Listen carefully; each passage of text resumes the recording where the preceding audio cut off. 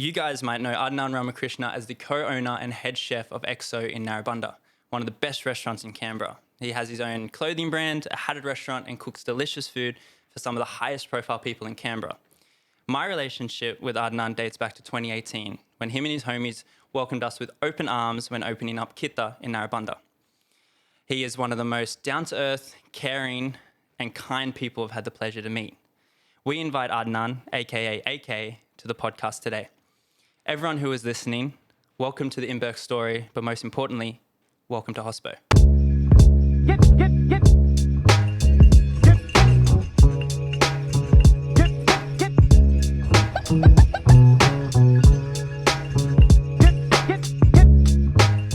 All right, welcome to the InBirks podcast. We're sitting here with AK. How are you, man? How are you feeling today? I'm really good. Good? Nervous, but yeah, really good. First of all, thank you very much for having me here. It's a pleasure. To make you feel any better, I'm feeling a little bit nervous as well, but I think we'll get comfortable with each other as we have in the last 4 years of our friendship. But yeah, man, I think it's safe to say that it takes a particular type of person to work in hospitality, and especially to sort of have a business in hospitality, in food, in wine and coffee and stuff like that. And I think you are no exception, man. You're a very particular type of person. I think you're very special, and you're doing a lot of things for the Canberra Hospo scene. That's the least to say. But where I kind of want to start most of these episodes and stuff like that is the beginning of your story and the beginning of your life and your time and everything like that. And I think that will go all the way back to where you were born. So kind of give me a bit of a rundown about sort of what it was like as a kid for AK. Ooh, all right, cool. It's 1978. Ooh, okay. Born in 1978. Born in a town called Klang. Klang is my mother's hometown. Mm-hmm.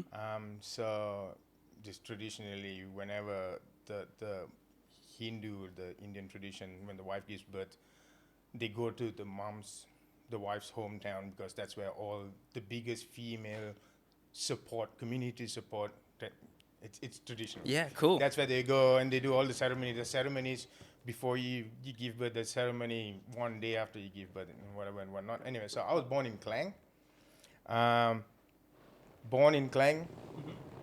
Lived in Klang for 5 days, and then bang, I was down to Ipoh. Ipoh is... And so what country? This is in... They're still Malaysia. Okay. I'm fifth generation Malaysian, of Tamil background. Yeah, right. But grew up the rest of my life in Ipoh. Ipoh is 2 hours up north of Kuala Lumpur. Mm-hmm. Yeah. Ipoh was a very Chinese, Cantonese background oriented, because it was famous for tin. So background of people and heritage were also very Chinese. So hence why cooking, food, Cantonese, definitely. Speaking Cantonese comes that side of growing up. Yeah. And Ipoh is where my dad's from, my dad's hometown. And I was raised in Ipoh until I was 17 years old, when it was after high school, and went to college in Kuala Lumpur, the big city. Yeah. I was also a very big boy. Yeah. I was big. Yeah. I love food. Yeah. Cool. Went to Kuala Lumpur, did 3 years there, did a French higher diploma in hospitality, specializing in culinary arts. Yeah. So it was a very, very expensive course back then for my dad to cough out. But so blessed that he did that, because that qualification helped me a lot coming into Australia. Yeah. Yeah. So that it sort was of recognized so far. Wow. So it was a big thing. Like he had, like, he didn't sell an arm and a leg, but he sold an arm and a leg to get me into that college. Wow. So that's really cool to hear. So you're saying that your parents were very supportive from sort of the get-go in terms of your dreams and aspirations, or was there any sort of other third-party pressures to maybe pursue something else? Or I need to go back a little bit, and while before I turned 17, obviously, while I was younger, my grandfather had owned 2 restaurants. Right. Okay. So I was technically really raised in the back kitchen of a restaurant in a non-school time. So Saturday, Sunday, I'll be there. Yep. Very much the same. Yeah. Weekday nights, I'll be there. And my dad used to say, like, the food would not go out if I wouldn't say, like, yeah, it's good. Yep. Let's send it out. Wow. It was one of that thing, and my grandfather was the cook and owner. So I was raised hospitality already from a very young age without realizing it. Yeah. Ding-ding. Yeah, wow. That's really cool. So, and then, fast forward, you had a little bit more of a conventional education in terms of culinary. And what was that like? And because of that, because of just growing up, just looking at that, tasting food and eating, obviously, fat kid, eating, you start to question, and I really wanted to cook. Mom was a nurse, so she worked hospital hours, 7-3, 2-9, and 9-7. So weird hours. I was the oldest of 3 siblings. And so sometimes I'll come back from school and there'll be a love note on the fridge and go, this is how you're going to cook this and put this here. So, and that became almost natural secondary to just cook. Yeah. Mom's not at home. All right, I'll cook for the boys. Yeah, you have to figure it out. And you were saying you're the oldest. Yeah, you're the oldest. So it was easy. And dad was also really supportive, cool. He just, he saw the connotation like, oh my God, that's my oldest son. Yeah. He's doing exactly what my father's doing. Yeah. And that's how you see it. And I think that's how he helped nurture that as well. What, you want to cook? Yeah, what do you want to get? Yeah, let's go. Sunday, let's cook out. You cook. Yeah, wow. So cooking and just playing with food. And obviously with the female cousin, they'd be like, why is he so into his food and cooking? Right. And so that was really just big, natural. So finished high school, what do you want to be? I'm like, yeah, definitely not a doctor, lawyer, engineer, because that's what my cousins are all are. Yeah. Doctors, lawyers, engineers. Wow. It's one of those. So my grandma will always be like, you sure you want to do this? You want to sweat in the kitchen and not sit in an aircon room? I'm like, I get bored in this aircon room. This kitchen's going to be fun. Wow. And so when I made that call and went to hospitality school when I was 17, everyone in the family, the fourth generation, my dad's uncle and auntie, like, yeah, this was definitely, we knew this was doable. Yeah, it's possible. Like, and we everything. knew this was going to happen. Cool.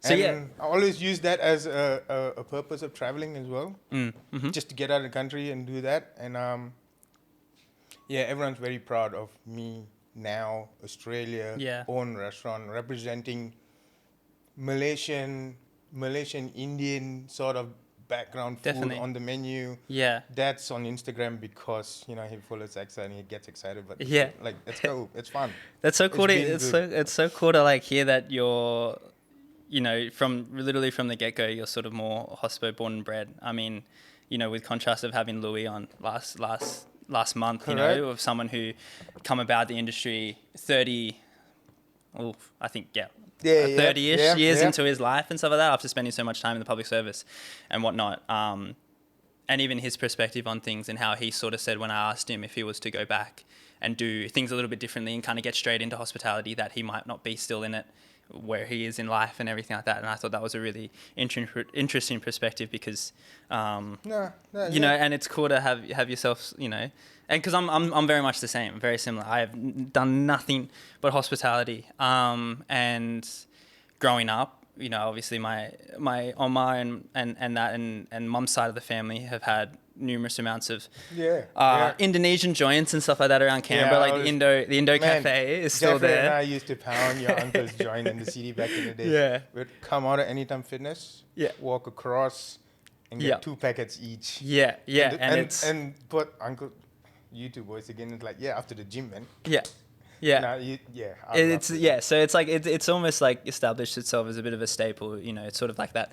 If you know. But personally, I grew up in the kitchen and sort of wrapping cutlery in the little napkins and putting them in the paper bags. My mama would pay me $1 a bag, which back then when I was like 9 or 10 years old was big bucks. And I'd get $100 over the weekend because I'd do 100 of them or sometimes more, and I'd fill up this big tub. And then, my mum and my uncle would come pick it up on the Monday morning because they just did Monday to Friday, and then they would go and then they'd use it for their week. And that was like sort of the seamless form of flow with the bain marie to the bag to the chili. It's all in there. It's packaged, ready to go. Everything was takeaway, and it has not changed in the best way possible. Like, it hasn't changed. The business model is exactly the same. They've done slight renovations to it, but the kitchen in it is like a semi-domestic, not even close to being somewhere that you would call a commercial kitchen, and it's this little sweat box, and it's like, it's cool, and it has like history and a background and stuff like that. And I always tell people, especially customers here, that that has been there since the beginning of time. It's been there longer than I've been alive, at least. And I think that's really special. But I'm much like the same, and I feel like I don't know. And sometimes do you feel like, okay, this is just a bit of a tangent, but do you feel like sometimes I feel like this is all I know, and it doesn't necessarily, I don't know, it's not necessarily. Sometimes it makes me sort of wonder that if this was all to go away, what would I do and everything like that. I mean, obviously you got a couple more years on me, and you're like quite older and everything like that. But do you feel 100%. Like sometimes if this is all, if you didn't have hospitality to some degree, you wouldn't, I don't know, you would lose a sense of yourself to some point, maybe, or maybe it's a weird way to put it. Yeah, different. But I think what AK is now is that nurturing in hospitality. And I say nurturing in hospitality is because I think that is one of the industries that sees the most widest scope of characters anywhere. Yeah, definitely. Anywhere, any industry, you don't play. And the reason being because if it's a good area or venue or establishment working, then the longevity of the staff are longer. They work longer. Mm-hmm. But definitely. If it's a very quick hustle bustle and you stand there and you see a high turnover of chefs or staff or anything in general, then you just absorb and you just learn about people. You just, you just absorb people. And I wouldn't change that for anything. Yeah, wow. But would I know what else to do? If I have a question always, like, if one day just like, I can't do this, man. Like this hours, I need to do normal routine. What would I do? Yeah. What's going on? What am I interested in? And I always have that. I just always grew up as someone who was just I was never really interested in anything at all, really. I never played sports on the weekends as a kid. I never collected anything. I never had a hobby. I never learned an instrument. I spent most of my weekends either working or playing games. I had a very good social life and everything, and hanging out with friends. I really enjoyed socializing with friends and stuff like that. But I couldn't ever relate to someone who would, as a kid growing up, like play footy on the weekends or do any of that. I just was not interested. And and I'll pick up a guitar. I'd give it a go. Like, I never learned how to ride the BMX or the scooter, but thankfully, mum's a G. She'd always buy me the best scooters and the best skateboards. Funny story. I had this Santa Cruz skateboard, like the orange and black checkerboard one with like with like the trucks and like the wheels and everything like that. I can't even remember the names of them now, but essentially I would like sit on the front yard and like on the curb I would like scrape it on the side of the curb to make it look like I used to skateboard and so I used to go down the side and I go on the back down and stuff like that. So but I don't know, I was never really interested in anything, and just being around my parents and being around the Indo Cafe and more so mum's side of the family and stuff like that I was always there, and I was always at the restaurant, or I was always helping out and whatever, and it was always just a given that I would just help them out on the weekends and everything. And then I don't know. I just look back on it, and it sometimes, I don't know, originally it kind of used to daunt me a little bit and kind of scare me. I don't know, because I'm at this sort of age in my life where if I do feel like one day I'm just going to wake up and just not be interested in it, or I just don't have that drive anymore. I just don't know what I'm going to do, that, who am I at my core, and who am I going to be, and whatever. And it's like kind of defining yourself and separating yourself from maybe the venue or yourself, and just being like, for me personally, my experience is that I love hospitality. I love being here and I love doing the job. There's no task within the whole system of how the restaurant works that I don't enjoy doing. That goes down to like the ordering, to the real boring shit. I really enjoy doing all of it. But yeah, I don't know. Sometimes I wake up and I go, what if I don't? What else am I interested in? So I don't want to resist. I don't want to sort of, I don't know, restrict myself and call this necessarily a passion. Podcasting goes big. You're right. Let's hope business as well, huh? Yeah. Yeah, well, you never know. And hospitality is something I feel like I'm going to do for a long time. But sometimes it just is, this question just pops in my head a little bit. And I just like to talk to people that have sort of been doing it for a lot longer and just to see where their head's at as well sometimes. I do jokingly tell my wife, like, if I ever stop doing this, I'd mostly be a rep for food. Yeah. You still hang out with the chefs, Yeah. you still see Hospo people. Yeah. You keep that circle because that circle made you. Mm. You just find a good company you want to rep. Yeah. Yeah, that's cool. How I lived by the EXO code, Yeah. because that Kent and I built that, and you find something that you'd go, yeah, I'd rep this, man. Yeah, I guess I rep never really this, thought about it bang. in that way. And then just Yeah. Yeah, a little bit more conventional hours, I guess, and you're Yeah, still you credible. You do have the all the- experience. Yeah, Like no one's sort of taking that away from you. exactly using all the strength to find the Yeah. new niche, and Saturday, Sunday, public holiday. That's Yeah. But look, that's if I ever get that drained out of Yeah. Hospo. Yeah. I still think there's so much more inside this head. Mhm. Like just nurturing education wise. I think it's Ken always says this, man, you really need to teach this to the young kids, because I think that's what's happening with the younger chefs lately. They're moving too fast. Yep.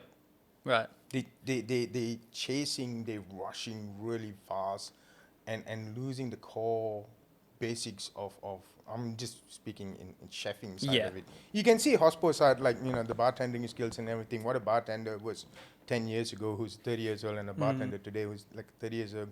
You go up to the main core essentials, the background. You go like, you want the classics, and be like, I don't know. And it's very important for chefing, because no matter how new age you can recreate something, the base is still what you learn in textbooks. Yeah. Right. Of course. You can't mess with that. You can't mess with that. You can cook Indian, but if you have this French culinary background of how braising, stewing, and you use that, and then you make this new product even better. Yeah. But I think some are just rushing too hard. Yeah. To just want to rush, create, throw, and not having this core background. And I think that's very important. And I want to also enjoy nurturing that. Yeah. So maybe opening a school. School? time. Like a cooking school or something? Yeah. That'd be cool. That would be cool, but I think Like cooking classes? Would you ever think about doing like I AK always cooking wanted to do classes and cooking stuff classes. like that? I've never done it, but I always think that I can't talk. Yeah. And then the last time somebody heard my podcast and they're like, "You really can talk stories." I'm like, Yeah.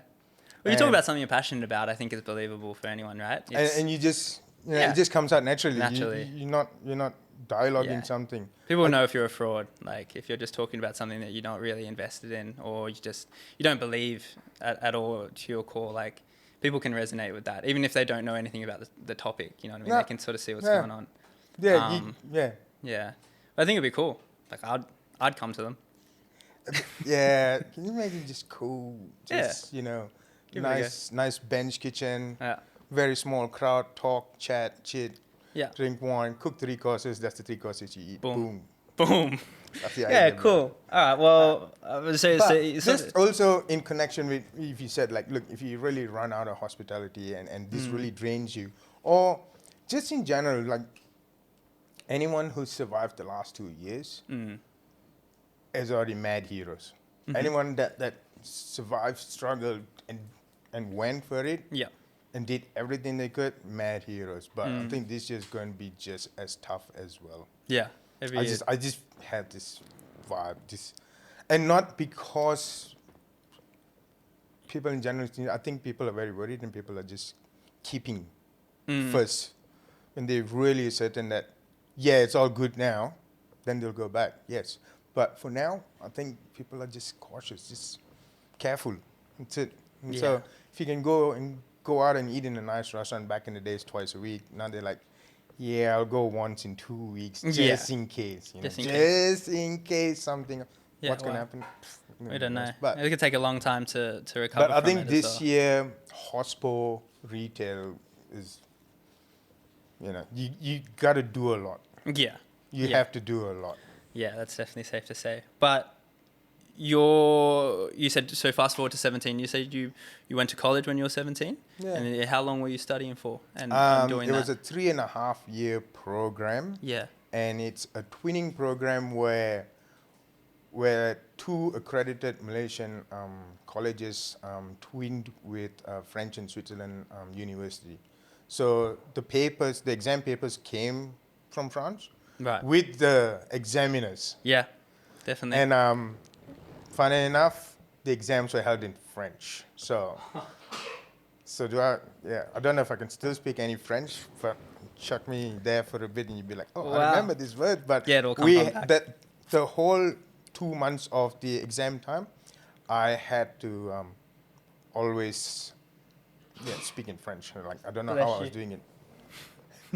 Yeah, that's wild. That's really cool. So what would like a standard day in your college years sort of look like, if you can sort of encapsulate it down to like what is the culinary school experience like? Because I've seen Food Wars, which is this anime on Netflix, and Yeah, for anyone yeah. that's seen that, I don't think that I don't know if that would represent it to some degree. Like, they live on campus and they go about their stuff. They have challenges, they have like essays, and they have big final exams where they cook up and stuff like that. It's absolutely, just taken so overboard in traditional like anime style. And it's a bit weird, okay. but if you haven't seen it, I would watch it. Alright, It's pretty yeah. repetitive. It's like the same shit every episode, but it's so funny, and it's like, it's almost like, and it's like soft porn. It's like so sexual and shit, and it's like a bit weird. When they try the food, it's like, they get these flavor, these tasty notes and stuff like that. But some of the stuff that they cook, it just makes me interested. It just makes me wonder. That's the only reference I really have to see like what education is like. It's not that bad, eh? The college that I graduated from, so I graduated in 98. Damn. And I think we went back for like a 10-year or 15-year anniversary. And that time I was already in Australia. Mm-hmm. So we went back for this event, and it was a new campus. So this is 15 years later from the college I graduated, which was already expensive back in the days. Wow. But this time, this campus had like 2 fine dining restaurants, 1 banquet kitchen. We had a full bar set up. So the original campus that I did was a smaller campus. It had all your auditorium, your wine room, a small cellar. It had 1 main kitchen that had a pastry section, a butcher section, and 1 massive restaurant that could be divided into 2 for classes. And the new campus was like, what? Yeah, wow. Absolute. It was mind blowing. Yeah. And in saying that, if you imagine that when I graduated in '98, and with that accredited qualification, it was already recognized. That carried so far into Australia, and going for me to travel to Singapore and go, hey, that's my qualification. Like, oh wow, bang bang. Yeah. It was easier. It was accredited. That's why I tell young chefs now that when you do that, there's a lot of private places that do, hospitality certifications, but that depends where is it recognized. Yeah. And how far it's going to carry you. You take one in your country and then you come back here, you're like, oh no, I got to do cert 3 and 4 all over again. Wow.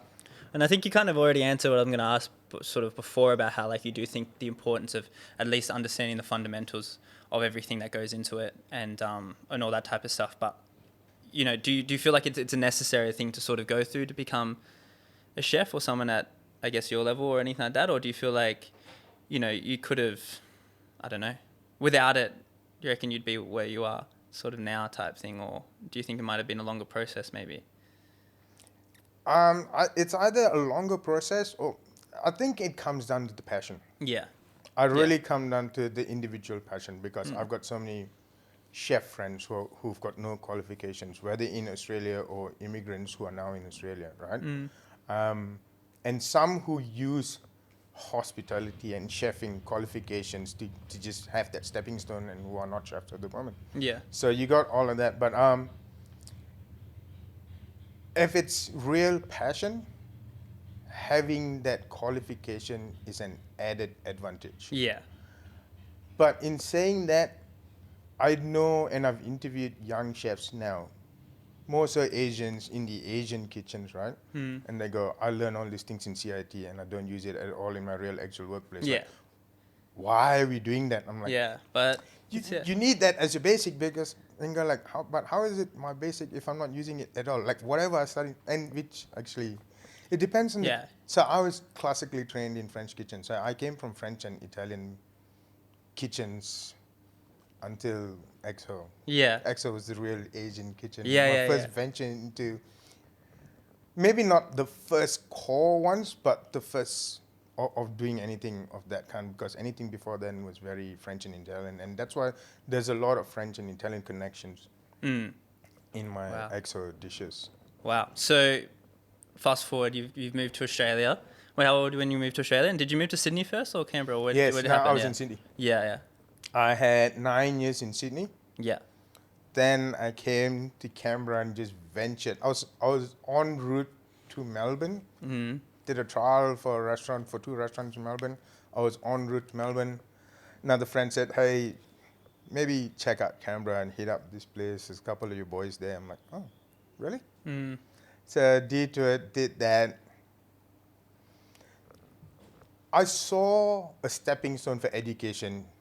It was going to be a modern Asian restaurant in Canberra. Yeah. And I knew the head chef. And I was like, yeah, all right, cool. I think I'm going to jump and do this. Like, if I'm going to go to Melbourne anyway, if I'm going to go and aim for this big restaurant, have something that's going to assist me in that step. Yeah. And so got stuck, came here, Canberra, had 2.5 years, met Kent. Yeah. Wow. That cross path at that time. Yeah. And, you know, that cross path and no one knew what was going to happen and who this connection was going to happen later. After that Canberra thing, I went to open 2 different cafes for friends to assist on opening a restaurant and Right. cafe operation back to back. In Sydney or in Canberra? In Sydney. In Sydney, yeah. In Sydney. And then, curveball, I did an executive chef position in an RSL just because. Yeah. That's the thing with, if you see my resume, I might not have big names and big medals, but it's different scopes. I've done banqueting, I've done, convention centers. Yeah. You do the RSL, and people are like, why would you do RSL? Yeah. You have to understand. You Every. have to understand the volume, the For structure, how you things like all this adds up. When you have your own business, you've seen 15 kitchens. Yeah. As opposed to I've only seen the kitchen that I want to Yeah. work in, and that's how you go. And then at the end of the day, it's going to be a duplicate of that kitchen when you make your own kitchen. Yeah. As opposed to this is what I absorb. All the Yeah. goods from this side, make sure you get rid of all the bads, Well, what about Sydney? Tell me, like, so how old were you, or what year were you in Sydney type? In the 9 year? Sydney. I landed in Sydney when I was 24. Okay. Yeah. Prime. Yeah. Yeah. Yeah. Yeah. And what's the food And- scene like back then, like in Sydney? I think. So I got hired by an Italian restaurant, and the head chef of that Italian restaurant back then Yep. was a Malaysian. I don't know. Like, it was just Did he have like a similar? no, sort of nothing. It was education just to you? random, and they were struggling to get chefs. Yep. So That the head that chef, hasn't changed. yeah, yes. So the head chef said, "Hey, how about we go down to Malaysia and recruit young talents and give them sponsorships?" And back then it was a really hard thing. But even in saying that, chefing was still high up there. Yep. So I think this was in 2013. Okay. 2004, 2005. Okay. And back then they said they've advertised in Australian newspapers for months, and they had like 5-6 people, and they put their ad up in Malaysian newspaper for 3 days and got 500 candidates to fill up the Marriott banquet hall. Yeah. And so 500 candidates wanted to eye these 2 positions in Australia with a sponsorship. I need to get my money. I Yeah. need to get that. Very blessed that I was one of that too. Yeah. Wow. Very, very, very blessed. I was one of that too, and entered. So the dream always as a young chef was to go to Melbourne and cook. Is that where it was at? It was popping back No, then? Or no, was it that you was just in like you were Sydney. just enjoying That it? was in Sydney. So I've been in Australia for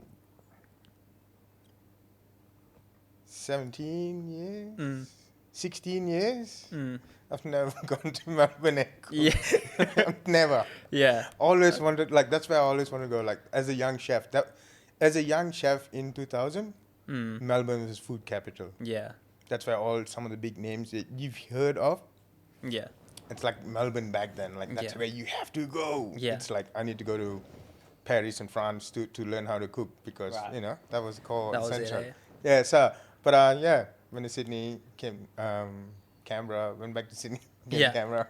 And yeah. Well, and what's that like coming from overseas and everything like that as a person of color and everything? Like, what is it back then? In The the early biggest 2000s and culture everything shock like that? for me. Yeah. Everything was a culture shock for me. Yeah. Every second thing I learned, I absorbed was like, oh wow, Mm.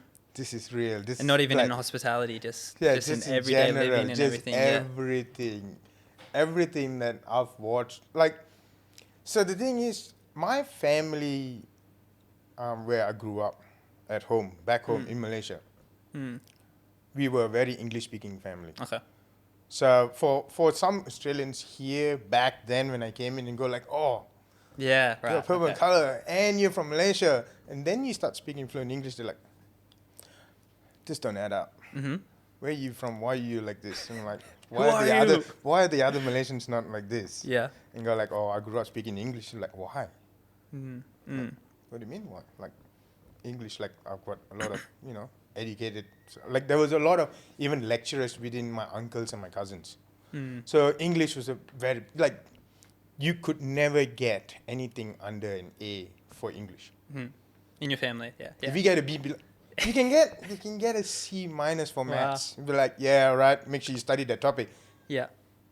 Why did you get a B for English? And you're like,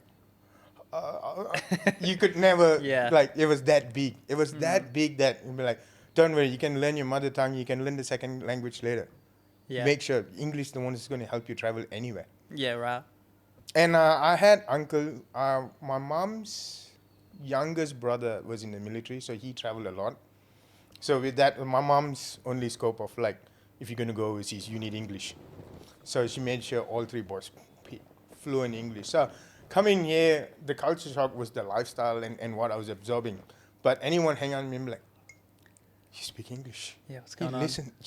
You listen to Doesn't American add up. music, like like I grew up listening hip hop and Snoop and all of this, and people like, you know Snoop? They're like, Come on, man. come on, man. Yeah. So no, it was really good. It was really amazing. Yeah, no, I wouldn't change anything. Yeah. And you moved by yourself. You moved on your Yeah, own? always Yeah. been like went back a lot. In between, parents have come in twice. None of my brothers been here. None of your brothers have been yeah. here since. Oh. And your parents have only been here twice? Yeah, Wow. yeah. But not lately. So I've had the restaurant for 8 years, but they haven't been to the restaurant. So Yeah. make it happen. I'll make it So- happen for sure. How many times have you gone back much? I tried to. Oh yeah, Yeah. no, definitely. You were there recently, I right? tried to score once a year ever since opening the restaurant. I tried to go, but obviously because wife is from the other side, so we Yeah. have to take turns a little bit. Yeah. But we've done quite a few trips back home. Trips back home is very very soul satisfying for both reasons, mental and physical. It's when you rejuvenate, you get that, mom and dad love, like that's a different positivity and also inspirational in the sense of research. Yeah. You just go, you eat, and Yeah, you just go change like, your oh my god, perspective and just Ideas. see what's going on Yeah. and seeing what's doable. Yeah, of course. what Amazing. you can use, what we've missed this and go like, man, this will work so well there, like that kind of stuff. Like and my wife enjoys eating out in Malaysia just as much as me, so it helps. Yeah. That It does helps when partner in there's crime. another perspective, and especially because I see it in the eye of like how doable in the kitchen, chefing, producing, whereas she sees the whole customer side of it, like, oh yeah, you can definitely eat this in egg, so Yeah, you just have to yeah. do your twist on it, and For sure. it's good. We enjoy doing That works perfectly. it. Nah, Okay. look, very blessed for that as well. Very blessed for that. Well, yeah. I mean, speaking of XO, I guess that's what we sort of kind of, you're not necessarily restricted by it, but we kind of all know you for EXO and being the head chef over there and everything like that, and everything that you're doing now. How did that all come about? I mean, I know you sort of mentioned before you met Kenty and everything like that, and the relationship established itself a couple of years before you probably even come up with the idea. But yeah, tell me about how that happened. So Kenty and I, right? See, the thing is, we cross paths, hospitality, worked together for a bit, but it was the everything outside of hospitality that we connected with, like hip hop music, hats, sneakers. Yeah, really. And just black shirts, like really just hip hop movies from back in the days. Yeah. Every movie I've seen, he's watched, and you're like, that's another me. Yeah, the son. Yeah, exactly. And we connected. We just connected, joked, laughed. So even after when I went back to Sydney, he would do random drive-bys, just random. Just swing past Sydney and go like, hey, man. Oh, that's sweet. What are you doing here? Yeah. It's like, just decided to drive. Yeah. Just like 3 hours later, you just decided to drive and just come. It's like, yeah, man, let's go have something to eat. And then I'll drive back. And I'm like, this is before back then when I knew how Kenty's sleep pattern is. Yeah. He's a weird. I love him. But he used to do drive-bys, and we used to just go out and just binge eat Asian grub. Yeah. In Sydney, like we just buy bullshit random takeaways, just eat and just talk. Yeah. And another mutual friend always said, like, man, you two just talk so much food and shit together. Like you two should just open up a restaurant together. And you're like, yeah. Of course. And then obviously there's always the bottle of whiskey will come out and some good food, and we be talking, be like, man, we should open up, like a real cool restaurant together, So just food that we want to eat, play hip hop music, and just do that shit, like what we want to do. Yeah. And it was always that topic, always. And then I was just one random evening, Kenty called and go like, hey man, what are your availability for tomorrow? And go like, for what? It's like, get your flight ticket. I'm gonna fly you down to Canberra and fly you out. I'm like, yeah, what's going on? Yeah. All right, elaborate. He's like, can you do it? It's like, yeah. Can you do it? I'm like, yeah. Yeah, all right, I'll come. I'll fly in, I'll fly out. Don't know what's happening. Let's go. And then met up another friend, and we went to see the site, and the boys were just talking, and he goes like, hey, just go check out the kitchen, see if everything's all good. And I'm like, what's happening? Yeah. What is happening? When they came out, and the boy said, let's go and have a chat. And the first question was, how do you see the kitchen? Like, how much work is the kitchen needed to operate a restaurant? And I go like, is this it? Is this it? It's like, no, this is not it. We don't know. And I go like, look, if there's money going to be invested into a business, more than half goes to the kitchen always. Yeah, definitely. Drainage, sewerage, hoods. Yep. You want to start strong, you spend on the kitchen and leave the rest of the budget for the outside. You can make it pretty later. You can't fix the kitchen later. Rule number one. Core. Go back to core and it's basic. too expensive to change. Yeah, that, you do the kitchen first, and then you can build a restaurant later. You can't go the other way around and go like, I'm going to start ripping kitchens up and start putting new. It's not going to, like, you need to shut for a really long time. Yeah, wow. Anyway, the kitchen had everything. The kitchen had everything to start something. It was a bit different setup because the kitchen was doing a 40-seater, 3-course sort of like modern Australian French inspired sort of kind originally. So the setup was a bit different. You want to do this, you want to do that, but yeah. And I said, look, you work the menu backwards. And that's it.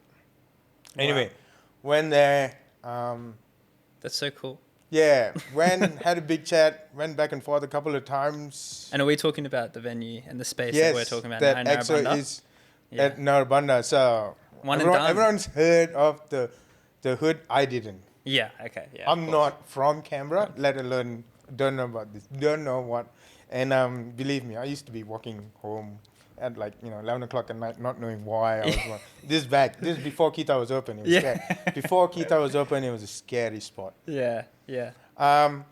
But yeah, so signed the lease and got everything and just packed my bags and at that time already I was doing very casual chefing / consulting. Mm-hmm. So I could just bounce. Right. So I literally took 2 months to wrap everything up, end everything, cut. Yeah. Finish up everything, wrap it up properly, professionally, everything. Took 2 months, came here in mid of August. Mm-hmm. Maybe mid-June. Mid-June, just came to... Literally, me and Kenty did everything. Wow. Like the floor, Yeah, the breaking, anything to cut that cost that can be saved for a different purpose. The good thing was that kitchen. Mm. Yeah. The kitchen came Blessing. ready to work. That was a good amount of money saved. Yeah. Blessing. And then it was fixing the restaurant and there was a lot of pointers that were used to design the kitchen, like the flooring, anything that had background stories, the chairs, the flooring, reminded of home and that style. And that's crazy. Sometimes, look, 100% credit for the designers, because even until today, you walk inside EXA and I still fall in love with that restaurant. That's good. Like it's 100%. There's so many sexy restaurants, and I'm very, very, very blessed. That's a good that sign. EXO looks that sexy. I'm like, sometimes you just like you pump in Saturday service. Yeah. It's round 2. Kenty's bringing halftime shots. Yeah. And we into second seating, so the music gets a little bit more. Hip hop starts getting a bit louder. Yeah, like, just cranking it up. God damn, that's my restaurant. Yeah. Yeah. So blessed. Yeah, right. That's crazy. So and it's a one and done venue. Like, it was the first one you saw, and that's it. You made it work and everything. Did you feel like at the stage of your life and everything, like you didn't really... Did it help that you had that one spot and you had to make it work, and it was sort of that drive and stuff like that? Because sometimes I look at this place and everything and it goes... Like, we had this one spot, everything worked out decent, and you sort of had no choice other than just to put everything in and just... to make it work, it's not like look, you could have all the luxury of designing everything to the T of how you want it. Yeah. At the end of the day, once that's built, you still got to make it work. Yeah.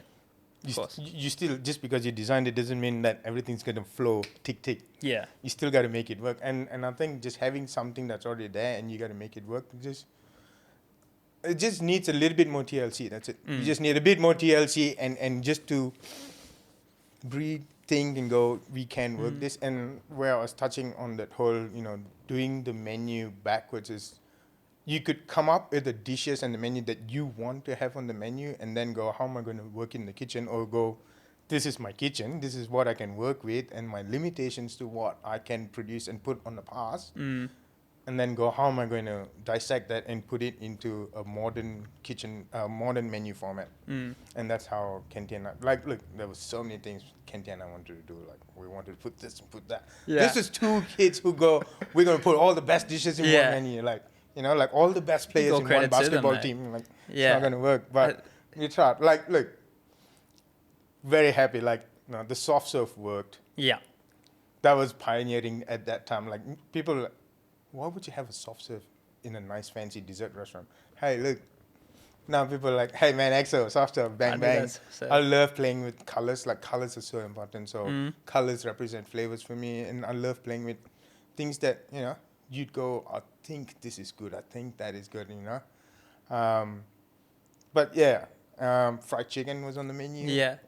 Fried chicken. We had like sticky ribs, like OG menus. That was, That's so cool. And it's so nice to hear that it seems to me your relationship with Kenty kind of came about being these like 2 younger guys that were into everything that society, I guess, told them that they shouldn't be into. Coming this Viet kid that looked like Kenty. You're coming from Malaysia and you sort of speak English and you're into rap and hip hop and your sneakers and, you're like the movies and stuff like that, and gangster movies and everything like that. I think that's really sweet. Because did you feel like there was a sense of bonding over 100%. that, just because it's like you almost felt like maybe potentially like some outcasts from sort of what, you know? And see, sometimes also, right, like only just now did it click, right? Like, I never even thought about it. Like, I'm talking about, oh, my hospitality background, I grew up in grandfather thing, and then you were saying how you always grew up with it.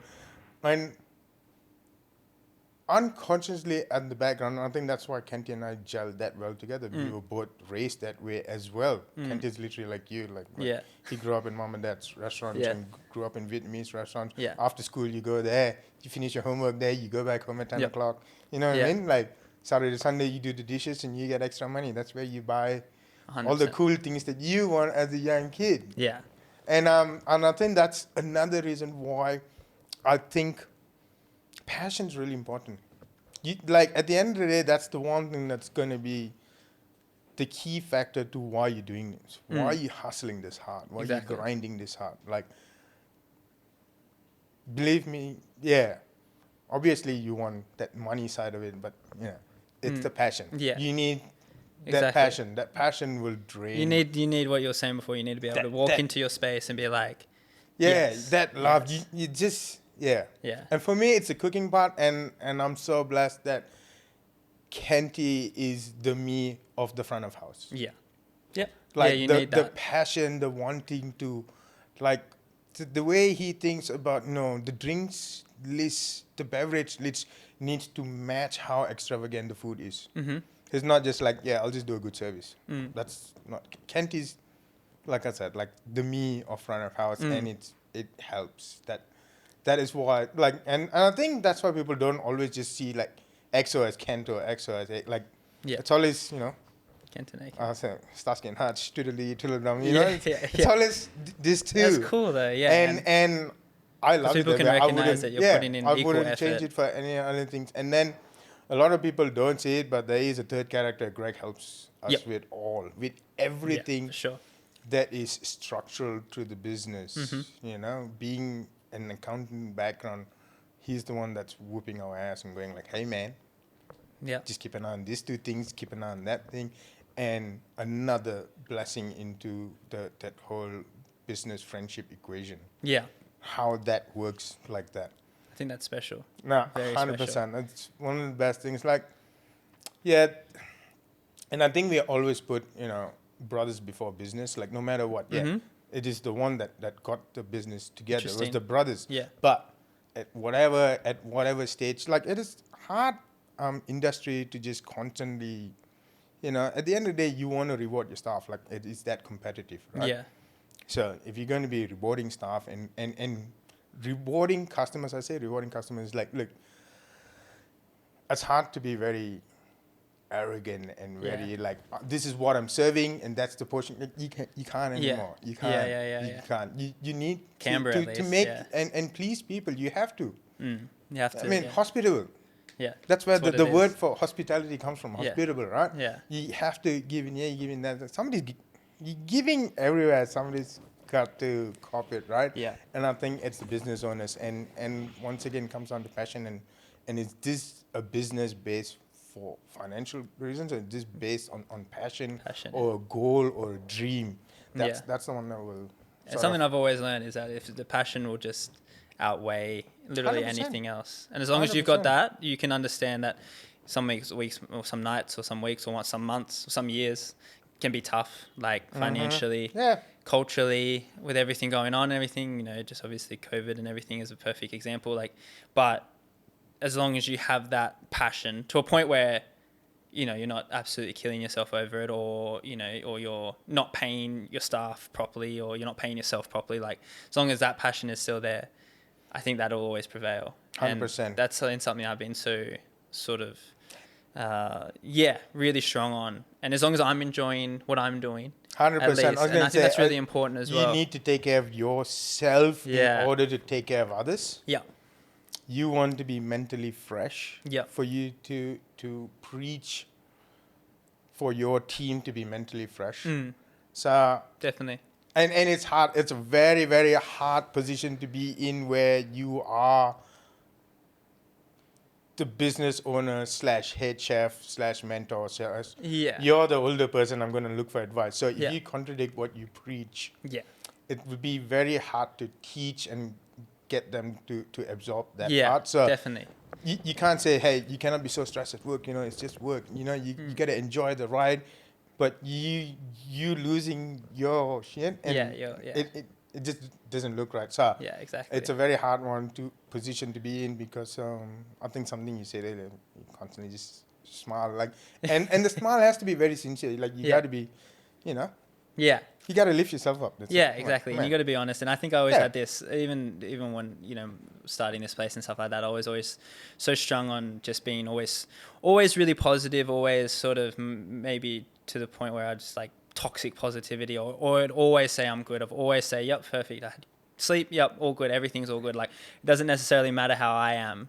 It just matters how you are and how you even perceive me, to the point where like I wasn't necessarily always lying about how I am, but I then started to recognize when I started to be quiet, vulnerable, or just of a normal person with some of my staff, to be like, hey, how you going today? And someone going to go like, look, I'm not that good, type thing. Like, they can resonate with you a little bit more on a human level. And I think that has been somewhat extremely powerful, especially for my guys and everything, about, that it's okay not to sort of, always have to be on your game, or sort of, whatever. Like, you can go through yourself. And I was starting to lose myself a little bit over that, because I was so, so fixed on just being so selfless, but for them, and make sure they had a really good, whatever. Yeah, I was forgetting about you. myself. And and then you sort of take a step back and you start to work on yourself, and you sort of be, a little bit more relatable with them. And then it just creates like a little bit of just a better vibe, especially like during service and stuff like that in general. But, I'll just find that, sometimes I can feel sometimes quite stagnant and a little bit stale and just a little bit repetitive and stuff like that.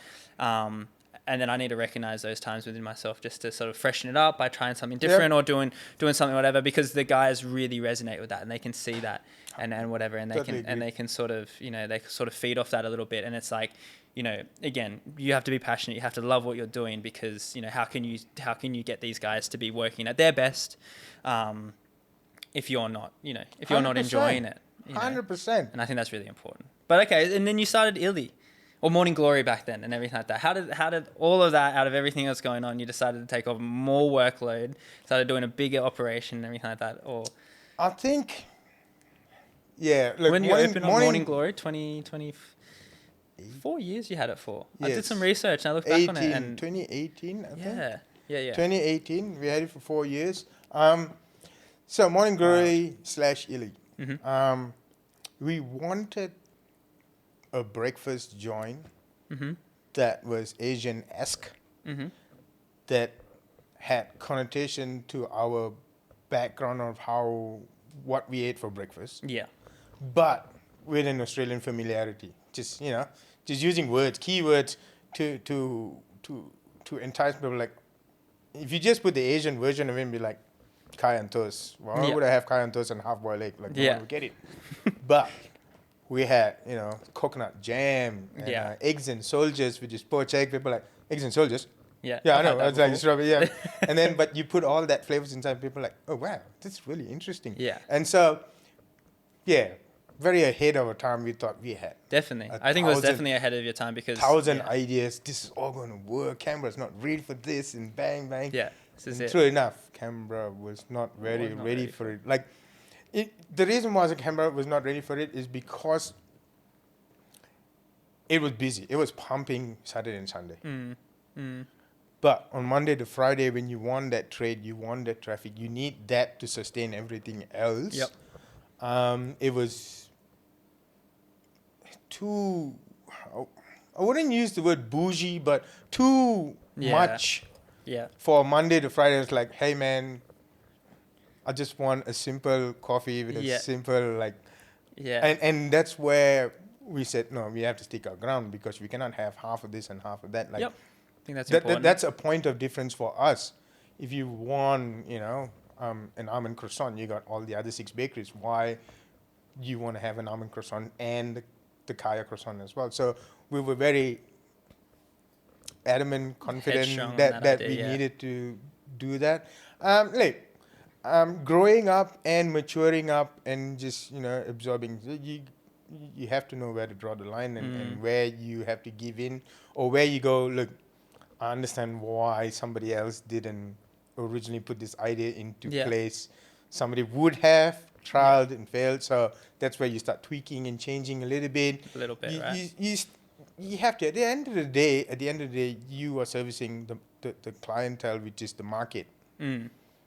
If you're not giving what they want, then it's a hard one. Yeah, Canberrans are weird, man, with their cafe scene and everything. It's like it's a very, it's not, I don't know necessarily say it's like an oversaturated market, but it's hard because there's a lot of cool places in Canberra that are doing some cool stuff, but it's all very traditional, conventional, like things, avocado toast and stuff like that. And now, not so much now, but maybe back in like 2018 and everything like that. And I do agree with you that it was ahead of its time in terms of just having that Asian influence on a breakfast venue and stuff like that. What was going to be on breakfast? Like, what was the dishes available for breakfast? Like, no, we don't do that. Why? Yeah. Why and then you're right. That's a point of difference, and you don't want to jeopardize on your business model and who you are just because it's not working just then. But so it's just a difficult one, just because it is hard, and again, it's passion. And if you're passionate about that, you can. That's all you need to do, is just to keep going at it and everything like that. And I think for someone like me, that's. I would love to go experience that in the morning, and I would love to go on my days off, on my Mondays or Tuesdays and stuff like that, and come out and see you guys and everything like that there. But yeah, like I said, it's just Canberrans are weird. They're such a creature of habits, especially for their morning routine and their rituals are very routine public and service driven and everything. Yes. Like, you want to go to your one cafe that serves you that large flat white with 3 sugars, and it was good yesterday, it was a good the day, so you sort of want to go there. So I'm not going to move. Yeah, it's hard, and they're quite strange, you know what I mean? Like, even when my mum talks about when she was in public service and in part of like your team, and you go in your team, and it's a thing that you do together, or as a team you go to the same place and everything like that. And sometimes when anyone would ever suggest somewhere different, it's like, why? Shit, what they got there? What's going on? So it is a shame, because how hard was it to sort of maybe come to the conclusion of just being like, okay, cool, this is maybe not our right time to maybe keep pursuing it? Or I think with that venue, Greg, Kent and I really, really matured and learned because of that passion as well. We didn't can the idea. We just went, all right, look, we can't, look, we're in this. We know what we're doing and how good we are with what we do.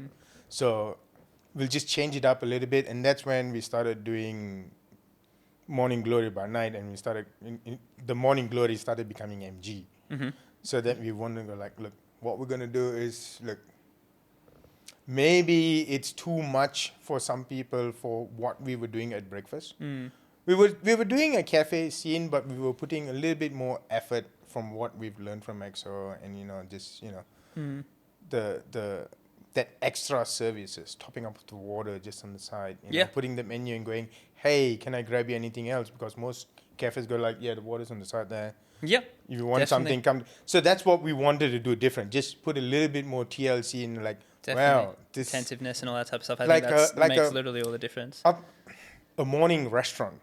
As opposed to get a morning restaurant, right? But I think that's the other part that Canberra was like, hey man, too close. Too close. Just like, whoa. I just woke up, man. It's 7 in the morning. Too much for me. Like, I know y'all are happy and chirpy, but just chill.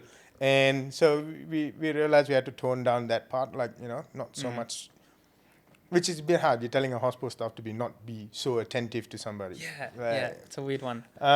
So we said, look, let's play around and do dinners, and where we wanted to go with MG dinner was more, once again, Asian-esque but familiar. So we're just playing around with some of the heavy hitters that we've pulled off from EXO. We had like a sweet and sour fish. We had a crispy cracked pork, and it was really working. It was really working that side.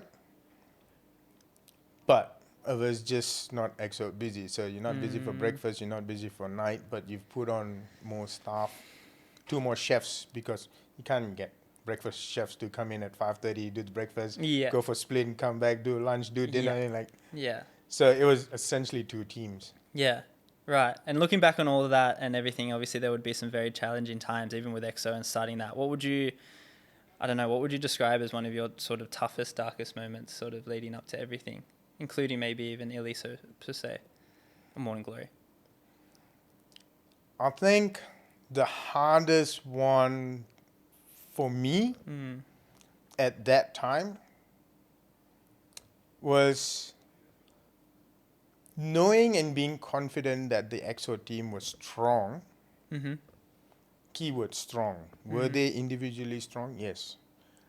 But they really needed that AK support just at the back. He doesn't have to do anything. He just needs to be at the back. But because, and this is a very personal thing, I saw Illy or Morning Glory like really falling around. Like, I really need to go that side more and put that side. And I think that was the hardest one, trying to nurture both, trying to save both, Trying to and be at trying two to places give at once, right? the same amount of TLC to two crews who both need, not father figure, just like this. You're the leader, right? I need. You don't have to do anything. You don't have, you just be there. I just need to know that you're there when I'm struggling. And it was really hard. I was running there, I was running here, I was running there, I was running here. But the one that was losing out was my wife. So you go to dark, right? That's going to be hard because by the time comes that day off when your mind's supposed to switch off, mine doesn't. Definitely. But you also need to be with your respectable one because you've used all your time and energy for this already. Yeah. And so I think it was very hard, and at the same time trying to keep your mind and body healthy as well. So so you juggle these two restaurants, your partner, and then try to squeeze in an early morning session of gym. Yeah. And then still make sure you eat properly and not binge eating. It's a lot. Yeah. It's a lot. Yeah. I can imagine. I know. But yeah, like heads up here, you know, cafe and that I was at the cafe and podcast. But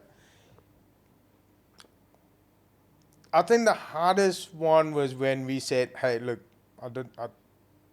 we need to pull the plug on this, Illy. Yeah. We need to."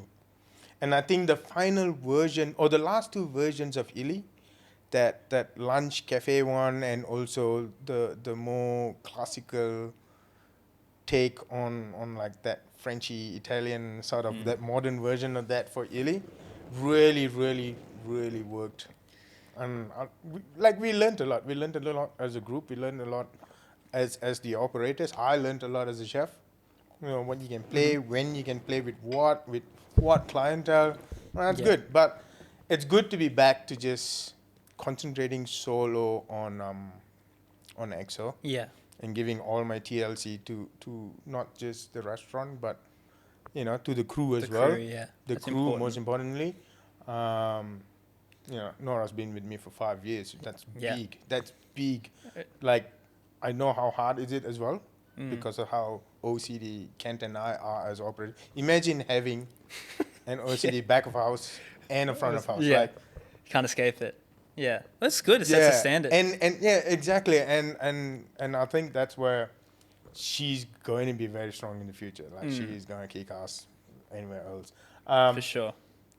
But yeah, it's very important now for me to nurture and help this, especially at the moment now with my EXO kitchen and staffing. Staffing is becoming really scarce at the moment. Yeah. And good qualification or good skills are even more rare at the moment. So, and that's part and parcel of me saying that the industry is going to be really tough this year. Not just sustaining it as customers and clienteles, but also as the staffing side of it. The staffing side of it, the momentum side of it, you know, carrying that energy and the positivity while, you know, mind my French, but shit's crumbling left, right, and center with, you know, people not spending or, you know, or you lose staff, but you can't recuperate the staff in time to train a new staff. So all of that, it's like a never-ending little cycle, it's getting right? hectic.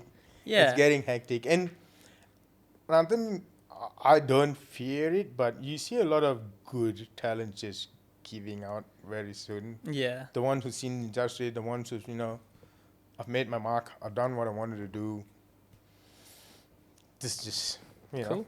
I've Yeah. done this. I've done this Mm. now to just absorb and enjoy life and seeing yeah. It's Yeah. good. It's good for the younger generation because a lot of these spaces, all these big names are all moving out already. So you give a lot of the younger generation to Come start through. start Have the start opportunity new to. revelation. Yeah. But then they 100%. got to do it, right? They just got to leave them to do it. And Yeah. you kind of talked a little bit over before about the toll that it's sort of taking with your wife and like in the relationship and stuff like that. And even before all of that, it just sort of begs the question of like, how has the lifestyle that you've sort of taken upon yourself to go through and hospitality in general sort of affected relationships in the past, before Toma and everything like that, before everything sort of got established there? Because, you sort of say you bounced, to and from Sydney and you're sort of trying to figure it out and whatever. And then you kind of come to Canberra and then, you know what I mean? And you sort of like go straight into the EXO experience and everything and start opening it up like that. Was retaining relationships and friendships even something that was difficult? And how do you go about it in the industry and how do you juggle it all? Yeah, look, you make as much friends as much as you lose friends as well. Because look, I'm not gonna lie, I'm a hypocrite, and I will say this as well. It's like, hey man, we need to catch up soon. We need to catch up soon. We use that line so much. We need to catch up soon. Yeah. Go scroll the last time you messaged that person. Yeah. It's like, ooh, 3 years ago. Yeah, Happy exactly. birthday, mate. You're like, shit. Yeah, wow, it's been... But you do that, and I think it's how much you made a mark in that person's energy, and how much that person's energy made a mark on you. You will know which. Like, I've got so many close friends from like high school. I mean, there's a few. Like, I keep my circle really small but really high quality ones. Like, Quality over you quantity. can't get upset if I didn't call you for like 3 weeks and go like, hey man, how you doing? Like, somebody like, yeah, you can and you can't, but Yeah, I get what you mean. you can't. And that's why I go like, look, the kind of friends I want to have and keep are always the ones that always got your back no matter when. Mm-hmm. Or when you go, hey man, I'm really struggling. I need to chat. All right, what's up? What's happening? Bang, that's the circle. Relationship. So after Kuala Lumpur, I left to Singapore for 3 months. Didn't like it. Then came back and then went to Australia. The last Kuala Lumpur trip was the longest relationship I've had before Toma. Yeah. That's me in relationship. And I think, I don't have to hide my age anymore because I already said what year I was born. But being that era, the Gen X era, like, I think I've absorbed everything with the good and bad of rock star chefs. Right. Like, part and parcel of me, I glorified the rock star lifestyle of chefs. My biggest idol is Bodin. Like, that's quintessential rock star chef. And what I mean by rock star chef is, back in the days, rock star chefs was sex, drugs, rock and roll, man. Yeah. That chefs and Hospo people were just built different. Yeah. Yeah. You were working when everybody was partying, and then when everyone was partying, you were partying as well. So, I mean, the energy is coming from somewhere, right? And I think and that was part of everything else got put together. Yeah. I love the food, I love the lifestyle. I was just doing it, and it's like, man, this is good. This is like a rock star without having the ability to sing. So, I always glorified that. And I think that's why I said that relationship was really hard, because you were doing so much with everything else. You didn't have time to just concentrate on that one person, because if you're not working and you're not partying, you are with that Hospo crew at that stage of your life. That is your crew. Like, and chances you would not partner with somebody that some do. Yeah. Funny enough, some do. Yeah. Because that's a different story. How did I meet my wife? Because she was part Hospo as well, and I think it's priorities. It's priorities. Can you do it? Can you have a relationship and work really all And these having- these ridiculous hours and days, not have Sunday off. Yeah. That's when families go out together and you're like, yeah, well, families are going out for breakfast and lunch. Where are they going? Yeah. I'm cooking. That's Yeah. why. They're coming to me. Yeah. Yeah. So it was hard, but when you find somebody that you can gel with, and then you make things work. Yeah. And I think for me it was Toma. Like Yeah. I knew what the lifestyle is. She knew what the lifestyle is. It's just how we're going to make this work. Yeah. Yeah, and because, And she understand everything about just starting up a restaurant as well. Yep. So she knew where she was jumping. yeah. But it is tough. It's difficult, right? It's still Because- tough part. Yeah, well, that's what I mean. Like, even some people that would say, like, look, now you've got an established relationship, you've got a wife, you got this, you got a successful business and everything like that. Like, you must have it all sorted. It must have all worked. You know what I mean? And I feel like a lot of people would maybe feel that way, especially because there's this sort of stigma around, how hard it is to retain both. But like, what are they missing in such? Because I know personally, just from personal experience, like I struggle with being very present 100%. with Gracie and my girlfriend. Like I struggle to be, and like, cause she always, I know it's quite lighthearted when she sort of has these jokes with me and stuff like that. But she goes, every time I talk to you, like on whatever, like you're just over here, you're looking over there, you're on your phone and stuff like that. And we work together and stuff like that. And it's like, it's within the workplace, but sometimes even out of the workplace, like and you're right, you're on the weekend, you're supposed to be at this time and you sort of clock off and you can tune out a little bit. But you're just waiting for that text sometimes for someone to just say, hey, look, I can't work this Friday. Yep. Or, Yep. Oh, this is going on. Or cool, I need to put my orders in now on my day off. So they're going to be ready for here when I start tomorrow. And it's this balancing act of trying to be in both mindsets and whatever. But I think something that I've learned as time goes along, you do understand your priorities. You do understand that sometimes things just need to just take the back seat for a little while because you've got this person that's literally physically in front of you. Yeah, that's 100%. that deserves your attention, and that's what they're, that's what they're there for. Yeah. You know what I mean? And it's difficult, think- but that's just yeah. there. Yeah, like it's just like going back to it, like when you find something that important, you will work it. Do You that will work as it. well, yeah, and, for sure. and good example, like as much as I don't want to do any of it, I have to, and I say have to because it's the way I be in control of the restaurant. I do all the orderings on Sundays, and while now currently changing hands of like, Nora training my other staff and everything. I just said, look, I'll do all this sort of ordering work and everything, and I haven't been doing it for a while, so I haven't been doing ordering. So Sundays are free. So now I do my weekday ones.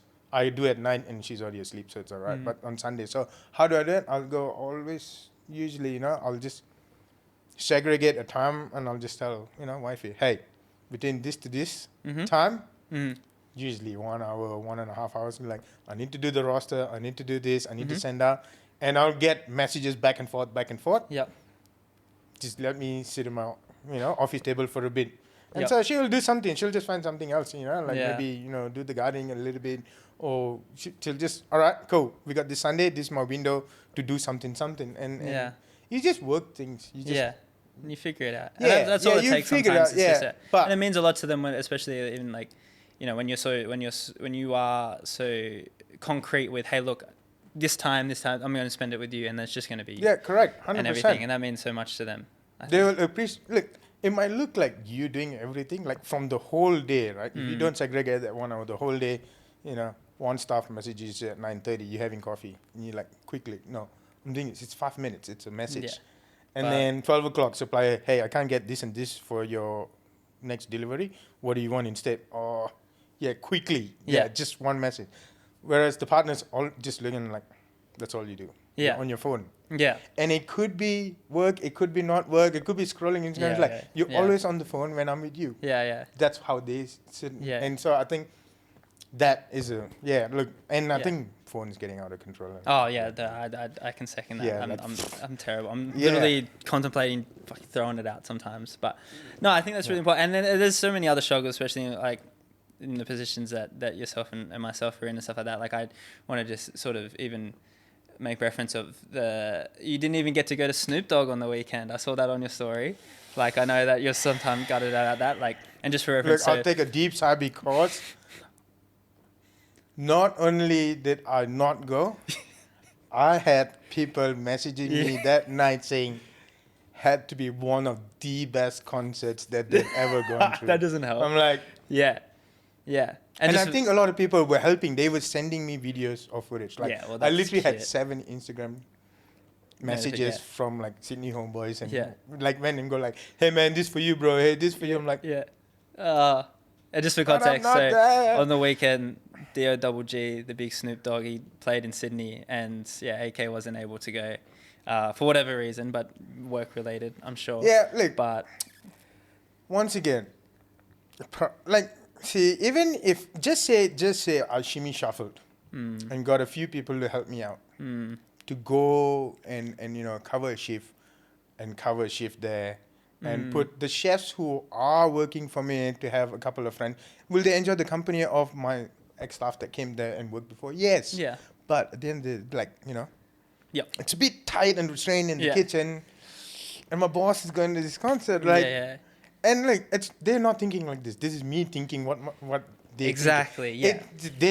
They'll be like, chef, if you told us you're gonna go, fuck, Oh, we go. want you to go. Yeah, please. Yeah. But it's just me. Yeah, it's a it me is. thing. Yeah, well, I'm very much the It's same. a Like, me I'm thing. hard on myself to give him, having 100%. that time off or whatever. Like, I could probably count the amount of Friday or Saturday nights I've had off since we opened and stuff like that. And Gracie always reminds me, and the people around me remind me that, like, I'm so hard on myself about how, like, like, okay, cool, like, what are they going to think if I'm over here, but I'm out, having a bit of fun or having a couple of drinks with some friends and this, whatever, and they're here working and stuff like that. It's like, she always tells me, she's like, we don't give a fuck.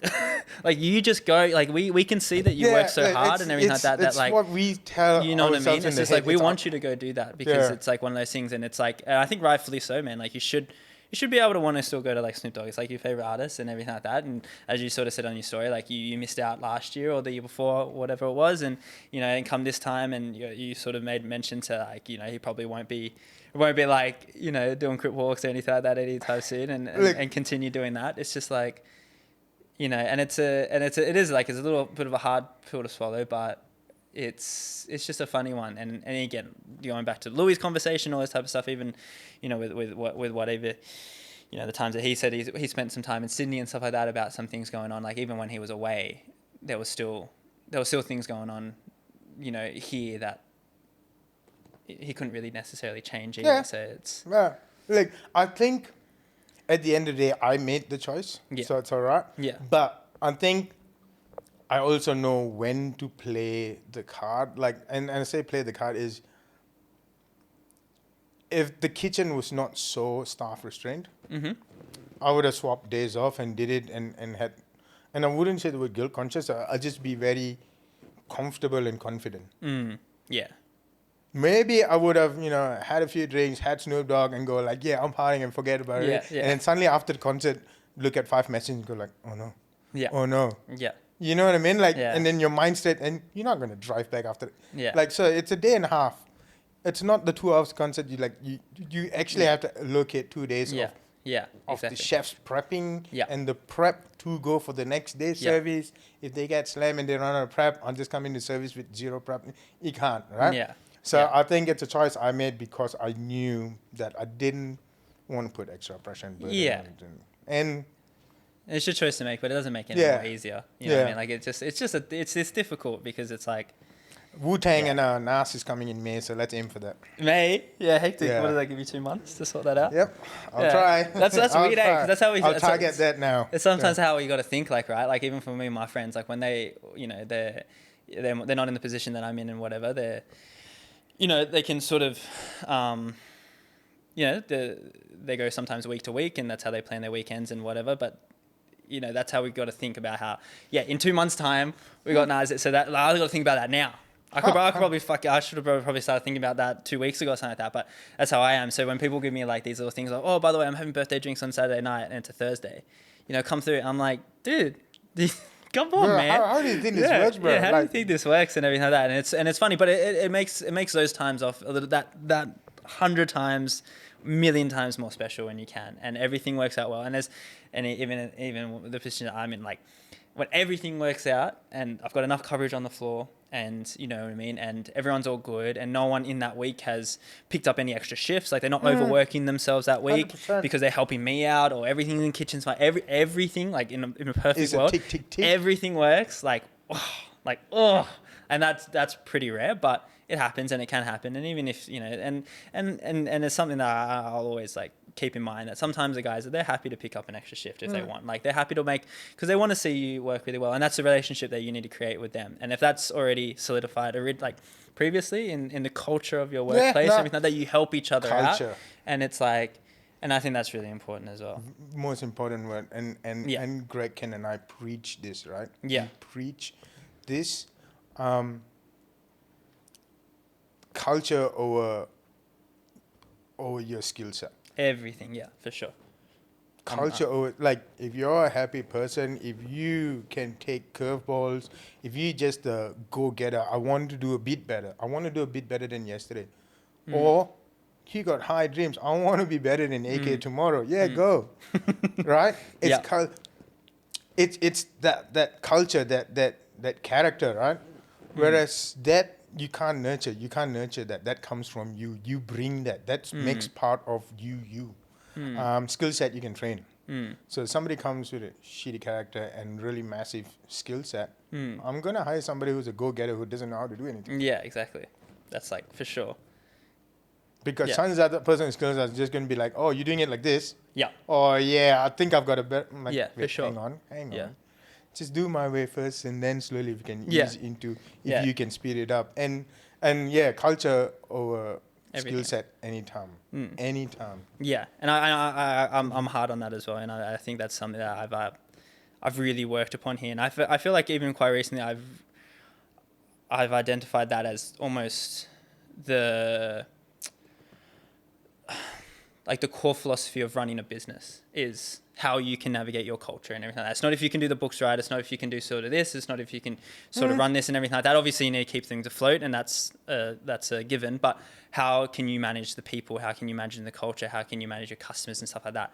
And I always had this conflicting thought in my head that I wasn't, you know, I'm not great with the books. I'm not great with all that type of stuff. I don't fully understand numbers. Like, I don't understand too much of revenue or percentages and stuff like that. But I know that the way that I've run the business and everything like that is that we have selected the right people to encapsulate what the vibe of Kit or should be. Yep. And that is much of running a business as is all those sort of other things, if that makes sense as well. Yeah, and I think they go hand in hand. They got to work together, and all that type of stuff. I think that's really important. And to even talk about like XO and everything like that, and how amazing you've been with us and sort of welcoming us into the Narrabundah, suburb and everything like that. Like from the get go, you've always been welcoming, and that was a culture that you set that. You know, we were quite close with you guys, and we are quite close with you guys, like with my guys and your guys and everything like that. And that's a really cool thing. Yeah, it's so important. And I think that's really important. Yeah. 100%. Like, I think, that's why I think that the Gen X mindset, there was a lot. There was a lot where I grasped from both. I grasped from the old school mentality as well as new school mentality. And I give you a straight example. An old school mentality is, if say I'm XO, like no matter what style of food or what capacity that the kind of restaurant is, I'm already doing Asian. Why are you coming here, bro? Like, there's only room for one token Asian. And new school mentality would be, oh my God, there's another business opening up, which means now for somebody to come here, instead of having one option, he's got two options, which means he's going to come here more often. And which means he's going to come here more often, not alone. Which means it's easier to scope, because now somebody said, so now there's a third restaurant opening. You're going to bring, because now there's another option, and I think that's new school. So you always have to see both sides, pros, cons, anything. And you say welcoming, I mean, like, yeah, come on. It just worked. Yeah. It just worked. I mean, I did originally question the house. I'm like, huh? I think everyone did. Huh? The fuck is going on there? Our question. It just worked. And I think what you're saying before, and hats off to you guys about the culture that you set up there, and something I really like. I really sort of look up to, because we've gotten to a stage now where we've been here for 4 years, and me personally, like I can now call upon some original staff, some OG staff if I need extra coverage that night, and that creates such an environment. And your place was that was one of the first places I saw that you would have, you would have these random people. Oh, the fuck's this guy? And it's just like, no, he was here like 3 years ago. He was like, you know what I mean? And now he's doing this, but he's helping us out because he wants to be here. Yeah. And he wants to help you out. And I think that's so, like, this is like, literally, that is so profound, and that is like really, really special for a place to be able to be like that, because you have your staff that want to be there and they want to work there and they want to sort of help you out when they can. I think that's a really, really special place to be. Yeah. And the culture there is one of those things. And sometimes, again, like even, it's always like that saying about how, like, what the mice will play when...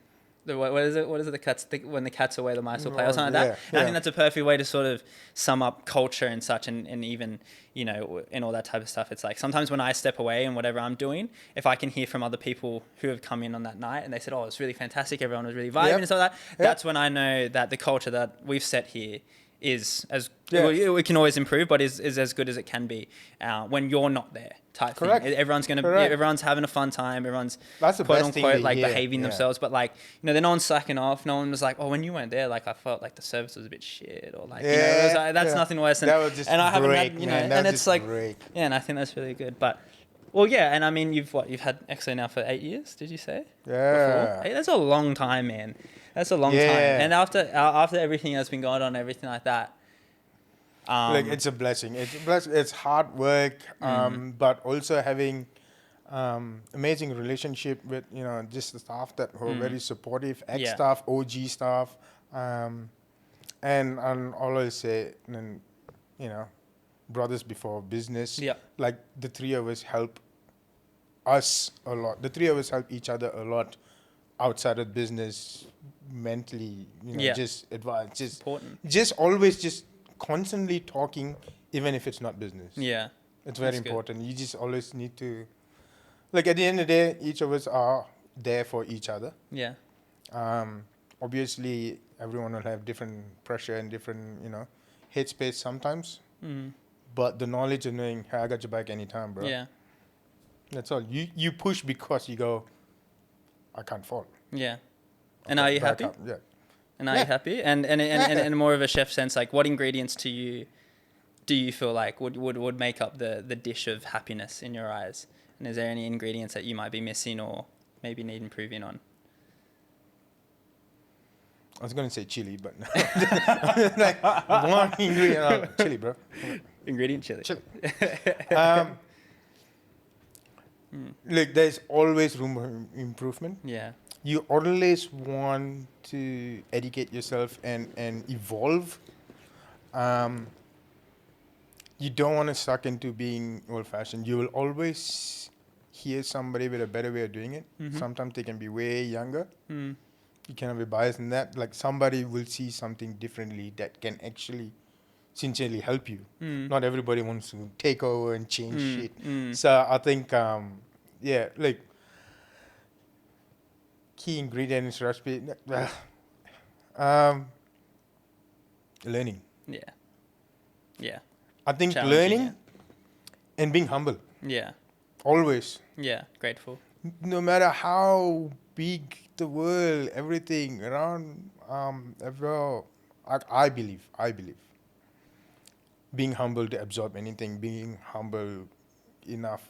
You should be able to take, anything from criticism to going like, man, your coffee is really shit. Like, there's so many things you can say back. It's like, well, do you know how to make coffee? Huh? Can you make one better? But it's like, yeah, I'm really sorry. Can I fix that for you? Yeah. And people are like, oh, it's not that much of a douche. Like, oh, no, don't. It wasn't that bad. I was just passing. Yeah. Suddenly, like, you kill people with kindness. Like, you always be humble and go like, sure. Hey, man, I'm really sorry, dude. I'm really sorry you felt that way. Although, inside I'm boiling and I'm like, the next words coming out of my mouth, you don't even want to hear it. But you go, I used to be a very hot-headed chef back in the days. Like, I was raised old school, so I've seen enough to grasp that part, but also learn and evolve and go, I don't want to be that fellow who educates this young chef, because that way, that's how you make or break a chef. Yep. And if you break a lot of chefs to go, I'm going, to nurture and show them the real, man, there'll be not enough in the next 10 years. Be like, I don't want to be a chef. Yeah. Because that's the precedent it's a that you demonic set. place. It's monstrous. Like, Yeah. so you want to nurture and go like, hey, man, it's actually a lot of places. I think sometimes that's where young apprentice chefs lose that passion and the hope because they go like, that's an apprentice. Yeah, just give him all the shit jobs. Yeah. Like, that's not how you're going to nurture that Yeah. person to love that profession. Yeah. He's going to get sick of it in 1 year and go like, no, being a chef is shit. But that's not chefing, Yeah, exactly. And I think, that's very important, nurturing the young talents and not showing... Feel purposeful as well, I think that's 100%. 100%. Yeah. Okay. And look, like I want chefing, the profession, the industry to be still a thing. Yeah. 10, 20 years from now, not like a real bougie luxury piece that only, X amount of people can enjoy. Well, everyone cooks, everyone can cook, and everyone needs to eat. So it's an industry that I feel like everyone can have a go at. But I think that's beautiful, and you're happy. That's all that matters. 100%.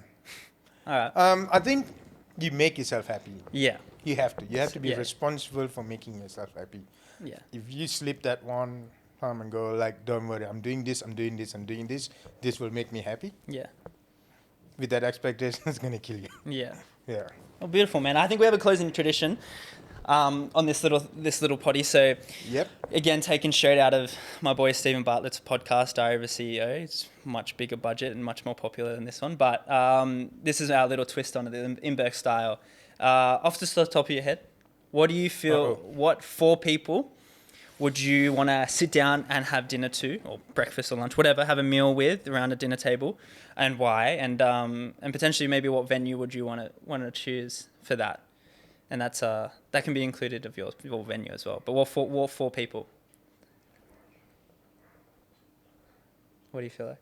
Shit. Just off the top of your head. I feel like I could name 2 right now for you, but I'm not going to say it. Wow, for me, man, that'd be a lot. That'd be a lot. Most controversial is to have $1 million of Jay-Z on your table. Yeah. So, I mean, if, like, I listen to hip hop, I know this and everything. Like, I think I would have.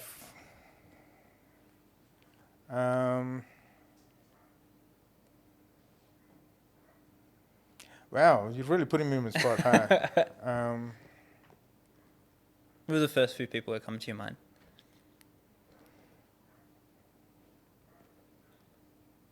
See, because this is really thinking out of the box, and like I think I'm very grateful with the people around me that I sort of rub energy with. Yep. Some I help, some help me, and that's why I think this question is not say a difficult one. Yeah. It's just because there will be 1,000, and then obviously in that 1,000 I want to name 4, and I'll forget the 4 names because I'm trying to actually do that. I'm like, what's that person's name? Like, I know this person, what's his name? Yeah. But if I was to choose characters, anyone. I would choose characters that are associated with spreading energy and spirituality. For me, I think for me that's the most important one. If I was going to grasp experience, because it's the one that you cannot actually learn. Yeah. It has to be from somebody who's experienced it and somebody who's seen so far and come back and go like, that's not that important. Like, believe me. And I think at this age now, spirituality is very, very big and important. I think being spirituality strong supports being mentally strong and sane and physically. I think for me, seriously. And part and parcel, all the kind of stuff that I follow on Instagram are very like, Insightful.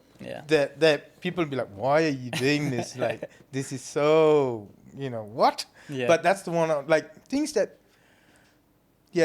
goes down to just core being a good human being and being spiritual. I think that's the most important. You can't name 4. Who would you invite Snoop Dogg? Anyone? Anthony Bourdain, bring him back from the dead. Oh, Of course. Like, look. All right, let's go. Okay. Yeah, definitely Bourdain. Bourdain 1. Definitely Bourdain. I know this sounds so dog shit to say, but I actually would like the Dalai Lama. Dude, yeah. Seriously, because It's a good choice. it is the things that I would actually ask to carry on from where I am now.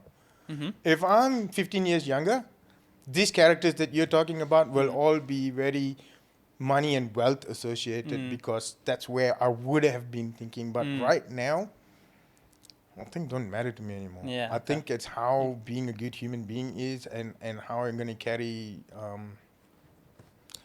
man, there's another yogi that but the name is not coming out, bro. Who were you thinking? I thought you would have just said Snoop Dogg as well. Anthony Bourdain, Dalai Lama, and Snoop Dogg with you. That sounds like the funniest dinner ever.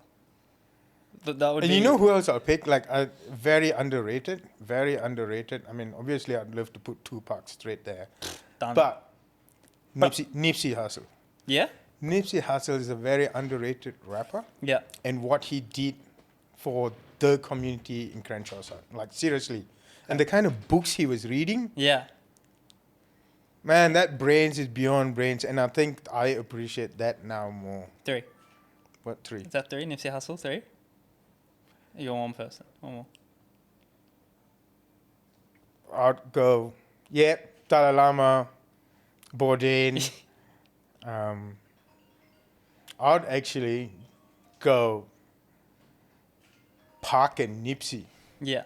Done. And I think each of these have a different character of why I like these characters. Yeah. Yeah. I think that. And it's about life. More about life. Yeah. And what venue would you choose to encapsulate that?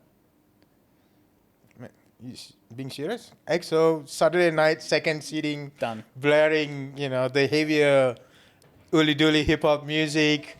Sexy squid, fried chicken, hot sauce coming out. Come on, bro. Yeah, done. Seriously. I think that's a beautiful way to end it. Well, thank Asian you. bolognese. No. I feel like that's a full circle moment about how passionate you are about your venue. So, thank you so much for today, man. Thank you so much for having me. Thank you so much for having come on, man, and giving it a crack. Hopefully, you feel nice and comfortable. I'm nice and comfortable and slouching. So that's it. Thanks, man. Thanks, man. Coffee. Oh, thank you. Thank you. Done. Cut.